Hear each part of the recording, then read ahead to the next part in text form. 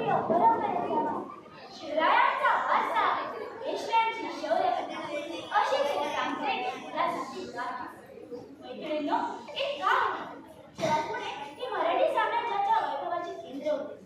पेशव्यांच्या पराक्रमाने अटके पार झेंडे लावले होते आणि याच वैभवाची प्रतीक म्हणजे शनिवारवाडा. पण मैत्रिणींनो, इतिहास साक्ष आहे. प्रत्येक वैभवाच्या शिखराखाली अनेकदा कारस्थानांची दरी दडलेली असते.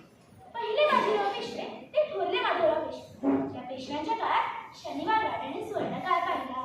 पण मैत्रिणींनो, थोरले माधवराव पेशवे अवघ्या वयाच्या 27व्या वर्षी मरण पावल्यानंतर त्याचे धाकटे बंधू नारायणराव वयाच्या 17व्या वर्षी पेशवे झाले.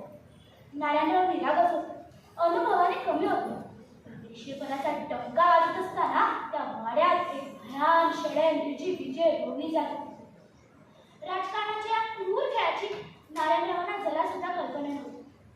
नारायणरावांचे काका रघुनाथराव व त्यांची पत्नी आनंदीबाई यांना ही सत्ता मिळाली नाही याचे खूप दुःख होते.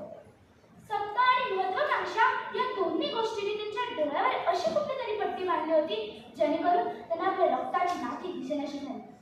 जो कोणी त्यांच्या मार्गावर अडवा यायचा ते त्यांना तिथेच संपून टाकायचे. 30 ऑगस्ट 1773 गणेश चतुर्थीच्या दुसऱ्या दिवसाची ती काळ रात्र होती. मध्यरात्रीचा तो भयान अंधार होता. पावसाळ्याच्या त्या रात्री आकाशात काळे ढग जमले होते. पाऊसही धो धो कोसळत होता. पावसाच्या पाण्याचे थेंब शनिवारवाड्याच्या भिंतीवर जोरजोरात आपटत होते. पण त्याहीपेक्षा भयंकर काहीतरी घडत होतं. एक कट, एक षड्यंत्र, एक भयानक रात्र. नारायणरावांचे काका रघुनाथराव व त्यांची पत्नी आनंदीबाई यांच्या मनात सत्तेचा ज्वालामुखी पेटलेला होता. ठरली योजनेनुसार नारायणरावांना फक्त अटक करण्याची होती म्हणून फरमानामध्ये शब्द होते नारायणरावांना धरा. पण मैत्रिणींनो, आनंदीबाईंनी धो या शब्दावर क्रूरपणे रेख मारून त्याला मा बनवला. नारायणरावांना मारा या एका शब्दात अटकेची योजना हत्येच्या काळ रात्रीत बदलली. सुमेरसिंग गार्दी साथीदार त्यांना घेऊन वाड्यात घुसले. धरा मारा, धरा मारा असा आवाज करत त्यांनी वाड्यात घुसघुस घातली. भीतीने थरथरलेल्या नारायणरावांनी आपला जीव वाचवण्यासाठी शनिवारवाड्याच्या जिन्याजवळ पळ काढला. नारायणराव धावत धावत थेट रघुनाथरावांच्या महालाजवळ पोहोचले.